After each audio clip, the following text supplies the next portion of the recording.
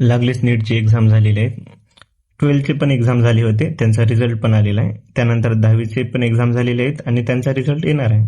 तर या सर्व विद्यार्थ्यांना रिझल्टसाठी येणाऱ्या रिझल्टसाठी पण शुभेच्छा आणि रिझल्ट लागलेला आहे त्यांना पण शुभेच्छा. आणि नीटची एक्झाम वगैरे कशी गेली आहे ते तुम्हाला ठाऊकच असणार. तर या सर्व गोष्टीसाठी काही जणांना कमी मार्क पडतील नाही पडतील हे वेगळ्या गोष्टी झाल्या आणि या सर्व गोष्टीसाठी डिप्रेस वगैरे होण्याची गरज नाही. आणि मी तुम्हाला लाईफ मधून काहीतरी वेगळं शिकण्यासाठी म्हणजे करिअर कसं निवडायचं, त्याचबरोबर तुम्हाला ध्येय कसं गाठायचं, अडचणी कशा येणार, यावर तुम्हाला 2 मूव्ही सजेस्ट केलेले आहेत. फर्स्ट आहे डॉन, साऊथ मूव्ही आहे. हे पूर्ण मूव्ही पाहून घ्या. यामध्ये तुम्हाला करिअर कसं निवडायचं, थोडा टाइम लागला तरी चालते, परंतु करिअर निवडण्यासाठी थोडा विचारपूर्वक निवडणं गरजेचं आहे. आणि दुसरा मूव्ही आहे सोलो बॉय.